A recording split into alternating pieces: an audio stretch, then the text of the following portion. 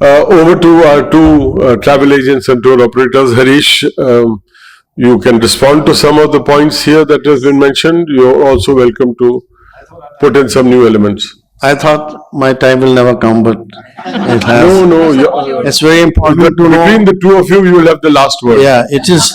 I'm sure the age also says the same. The fact is that,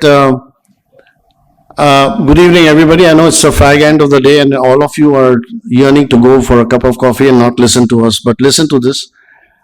I bring on this table an experience of 48 years, 22 years with the hotels, with the Oberois and the Accord group, and then my own travel company, 28 years. So if I roughly divide, it's 50-50.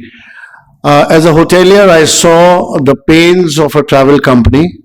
As a travel company, I am also looking at the pains of a travel company now. So I am earmarked to answer both the questions as a hotelier and also as a travel agent. My story is something very different and I don't want to tell you everything. That will be some other evening. I had decided a long time back when I turned from a hotelier to a travel company that all the eggs in the same basket will not do for a travel company. So I am not a travel company which talked about a US market or a UK market or a Azerbaijan market. And I also never believed in the fact that you have to be only an inbound agent. I am an inbound agent, I'm a domestic agent, I'm a MICE agent, I'm an outbound agent, and not now, right from the beginning of my career. In the sense, in 1974, I joined hotels, Oberois, and then in 1995, I started my company, Concord Travels. And I also decided after some time that even the travel companies are being in the same basket. So I developed some other verticals like exports and things like that. But that's another story. The fact is that as far as we are concerned, pre-COVID, we were all in a different mode. If you look at the mode, we were in a mode which did not bother because we had enough business. OTAs were just coming up. Hoteliers were singing a different song simply because they have a sales manager, they have a general manager, and they have a vice president, and they run the hotel. Today, there's another big factor called the revenue manager, and all of us, including some of my people sitting in the dais, will know that the revenue manager dictates the terms and conditions which a travel agent somehow doesn't understand. The fact is that pre-COVID, we had enough business and so there was not a problem. The COVID gave us a tremendous amount of learning processes to kind of relook at our strategy, relook at ourselves and redesign everything. And I feel that this was a turning point for all travel companies. I know a lot of people who shifted their entire perspective from being just an inbound agent to a domestic, to an outbound, to a not a specific thing, but to a large, it was like a bouquet. And the skill sets remain the same, whether it is an inbound or an outbound or the fact is that on a larger perspective, I feel that India, and I'm saying this, Naveen, to you, is that I've seen you for a long time, and I know that what is the your intention is to bring everybody together, and which is the call. This is the call for the day. I mean, this is exactly what we are needed. Instead of having too many associations and too many things, we should be all together talking the same language.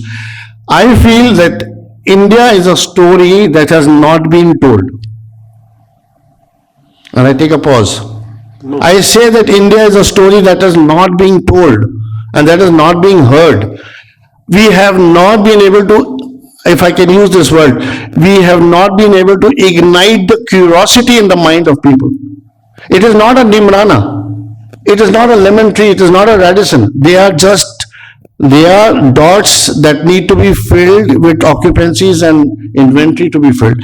But where is the experience of a person? We all know Firozshah Kotla, right? A lot of people don't know what is Firozshah Kotla. I can guarantee you. A lot of people don't know what is Firozshah Kotla, guaranteed, and it is not a part of a sightseeing tour.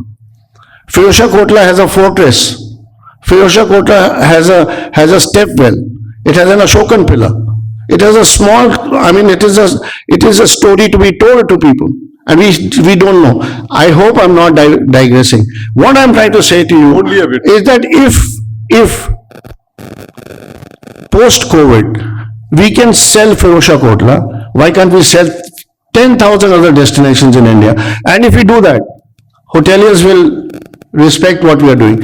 And we are not talking about domestic client. A domestic client today is 35-year-old who knows more than you. He knows more than he knows the inventory of the hotel. He knows the name of the sales director. He knows everything. He knows what are your Friday, Saturday, Sunday rates. He knows everything.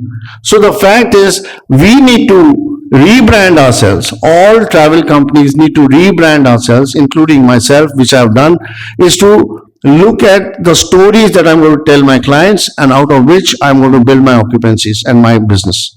This is what my take is, and it's a humble appeal to everybody to relook and re-strategize. As I see it, hoteliers will definitely look at the foreign market the moment it arrives. The moment Americans and the Russians and the Germans and the French start coming in, hoteliers will come to you and give you a rate for it. Today you are saying we will get the Americans, so they will not look at it. They have got business right in the lobby of domestic market. They have the OTAs filling them up. They have everybody giving them the average room rate that they are asked for, and they are getting it. And I tell you, and this is a fact that I'm going to state, it's not a figment of my imagination. I'm struggling to get a car which was booked in Bangalore yesterday by a very large company, 3 Cristas, and I've paid money for it, Kalsi Saab. I paid money for it, and out of that, this morning he said, I can give you only 1 Crista. So my entire team is struggling to get 2 cars in Bangalore, and this is a fact. And please understand, this is the reality we are talking about. The ground reality is not facts and figures. This is the ground reality. I'll tell you something. I had a group of 42 people confirmed for Srinagar. And the rates that I got from my friends who are known to me, I worked at the Oberoi Palace. I know Srinagar. I know Srinagar very well. I was there for a year and a half. The fact is, and not only that, I have people, friends, we have, but the fact is that rates offered, the packages offered for the similar hotel, same hotel, is, if it is 35,000, the other person is offering 70,000. Now, I want to know what is the problem? The problem is that Srinagar is full of hotels. There are bed and breakfast rooms everywhere. There are 62 or 72 flights going every day. Please have a look at it. What is happening? The entire pie has been broken into chunks of individual operators who are dictating terms now, right? And that is the scenario by which we need to re-understand, we re-look at ourselves and re-strategize. That's all I have to say. Thank you.